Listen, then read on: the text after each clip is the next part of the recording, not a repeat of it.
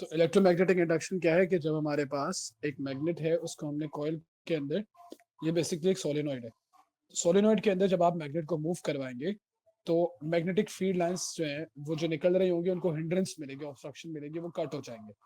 वो कट होंगे तो यहाँ पे जो है जो भी आपके पास इंस्ट्रूमेंट है, it can be a voltmeter, galvanometer, ammeter, तो उसके अंदर डिफ्लेक्शन शो होगी।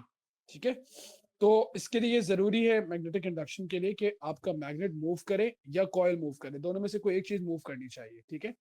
अच्छा बेटा, एक बात याद रखनी है कि transformer was a very important topic once, but it's no more a part of syllabus, तो आपने ट्रांसफार्मर के क्वेश्चंस नहीं करने, हटा दिया इन्होंने। ठीक है।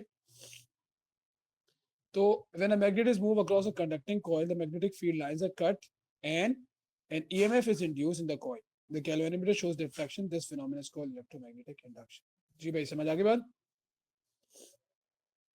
जी सर। जितने ज्यादा मैग्नेटिक फ्लक्स चेंज होगा, मैग्नेटिक फ्लक्स क्या है, कितनी फील्ड लाइंस है और कितना एरिया है। ठीक है, मैग्नेटिक फ्लक्स की भी डेफिनेशन लिख लो, the number of magnetic field lines per unit area.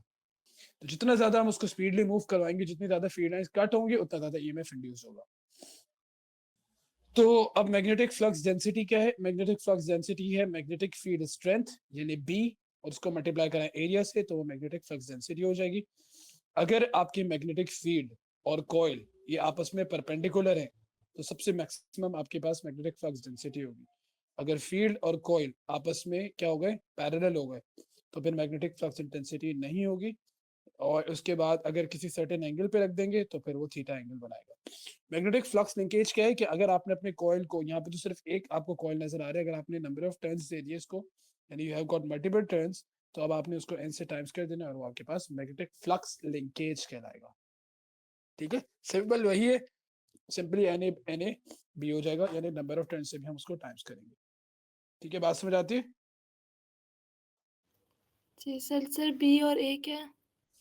B magnetic field intensity है, या मैग्नेटिक फील्ड स्ट्रेंथ है, और ए क्रॉस सेक्शनल एरिया है। बेटा दो लॉज इंपॉर्टेंट है, ठीक है, एक फेरेडेज लॉ है और एक लेंजेस लॉ, दो हम आपके लिए लिखवाते हैं ये लॉ। ठीक है, तो आपको ये लॉज याद होने चाहिए। मैं ईएमएफ की वैल्यू बताओ क्या होगी?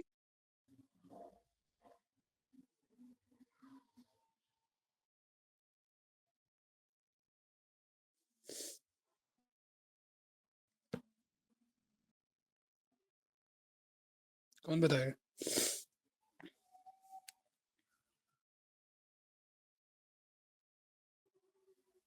सर 0। शाबाश। अब इसको रोटेट करवाएंगे हम। ठीक है। अच्छा, यहाँ पे ये जीरो क्यों है पता है आपको? आपने जो पहला वाला कॉइल था उसको उसी फेज में रहने दिया, उसको मूव नहीं करवाया। ठीक है, तो इस वजह से 0 वोल्ट है। अब हमने क्या किया, हमने इसको इस तरह से रख दिया मैग्नेटिक फील्ड के 0 डिग्रीज के ऊपर। अब ये हो गया पैरेलल। ठीक है, 0 डिग्रीज पे ये कॉइल हो गया पैरेलल टू द फील्ड। तो इस केस में चेंज इन मैग्नेटिक फ्लक्स 0 होगा। ठीक है, अब आपने क्या किया, देखो बेटा चेंज नहीं हो रहा ना, चेंज होगा तो ईएमएफ इंड्यूस होगा। ये बात समझ आ रही है? अब हम दो कॉइल्स की बात कर रहे हैं, ये इनिशियल 0 हो गया और फाइनल में हमने इसको उठा के यू रख दिया, एंगल चेंज हो गया। ठीक है, जब एंगल चेंज हो गया तो हमारे पास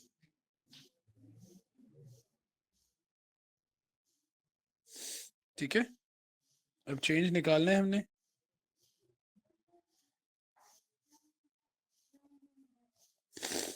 तो वो हो जाएगा 0 माइनस इनिशियल माइनस फाइनल कर सकते हैं, या फाइनल माइनस इनिशियल कर सकते हैं, दोनों कर सकते हैं। ठीक है,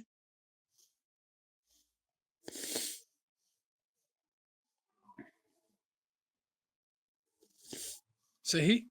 अच्छा, एक केस और हो सकता है कि अगर मैं इसको 180 घुमा दूं, ठीक है, 180 घुमा दूं, ये स्टार्टिंग है। ठीक है, स्टार्टिंग में NBA है, यानी ये जो मैंने पोजीशन शो की है ये स्टार्टिंग है। अब इसको मैंने 180 घुमा दिया। वर्दा आप बताइए बेटा, NBA, ठीक है, अब उसको 180 घुमा दिया, अब क्या होगा, नेगेटिव NBA हो जाएगा। ठीक है, सही। तो चेंज कितने का आ जाएगा? चेंज जो आ जाएगा वो आ जाएगा 2 NBA का। ये ग्राफ बड़ा इंपॉर्टेंट है भाई, इसको देखना। ये आपका कॉइल है, इनिशियल पोजीशन है ये, इसको हम मैग्नेटिक फील्ड के अंदर से पास करवा के निकलेंगे। अच्छा भाई देखें, मैग्नेटिक फ्लक्स जो है यानी इंड्यूस ईएमएफ वो उस वक्त चेंज होगा जब आपके पास मैग्नेटिक फ्लक्स चेंज होगा। आप अपने कॉइल को यहाँ से लेकर यहाँ तक जब जाओगे तो ये देखो मैग्नेटिक फील्ड ही नहीं है यहाँ पे, तो यहाँ पे आपके पास कोई मैग्नेटिक फ्लक्स नहीं होगा, कोई इंड्यूस ईएमएफ नहीं होगा, क्योंकि फ्लक्स ही चेंज नहीं हो रहा। तो यहाँ पे यहाँ तक ये स्ट्रेट लाइन आ गई। ये बात समझ आती है? अब जब आप एंटर होने जा रहे हैं उसके अंदर तो you will have a peak. अब पूरी यहाँ पे सेम मैग्नेटिक फील्ड होगा कि चेंज नहीं आ रहा, चेंज होगा तो फिर होगा, ठीक है। अब हम बाहर निकल रहे हैं तो डायरेक्शन रिवर्स हो गया। अब इसकी एक्सप्लेनेशन लिखेंगे, 3 मार्क का आएगा ये सवाल ग्राफ बनाने के लिए, एक्सप्रेशन लिखने के लिए। इंशाल्लाह ताला इस ट्यूसडे को क्लास करेंगे, ठीक है। टाइम यही होगा 12 बजे का, तुम लोग ज्वाइन कर लेना, मैं ये वाला टॉपिक कंप्लीट करवा दूंगा। तब ये काफ़ी सारी चीज़ें रहती हैं, तो मुझे 2 लेसन और चाहिए होंगे पास पेपर्स के साथ, इसमें इंडक्शन के अंदर डिटेल्स बाकी हैं अभी, ठीक है। तो ट्यूसडे के लिए प्लीज़ अब प्रिपेयर्ड रहना, लेंसेज लो करना है, ठीक है बच्चों, ये नोट कर लो। इंशाल्लाह इसको यहीं से फिर कैरी ऑन करेंगे ट्यूसडे की क्लास में। होमवर्क ये है कि आप लोग प्लीज़ मैग्नेटिज्म के जो मैग्नेटिक फील्ड्स के क्वेश्चंस हैं वो कर लीजिएगा। अच्छा, पेपर 5 के लिए मेरे जहन में जो तरकीब आ रही थी वो ये आई थी कि आप सबसे पहले तो आप लोग प्रिंट आउट्स लें, मैं 5 पेपर्स बता देता हूँ, पेपर्स के प्रिंट आउट्स ले लें, ठीक है। फर्स्ट वन, ठीक है, इससे अच्छी प्रैक्टिस हो जाएगी इंशाल्लाह। 10 पेपर्स करके जाओ, मोर देन इनफ है, आइडिया हो जाता है किस तरह के क्वेश्चंस करने। क्वेश्चन 2 थोड़ा सा प्रॉब्लमेटिक होता है, उसमें ग्राफ्स बनाने होते हैं और फिर उसके अंदर जो है लाइन ऑफ बेस्ट फिट और वो सारे एरर्स, ये सारी चीज़ें करनी होती है, ठीक है।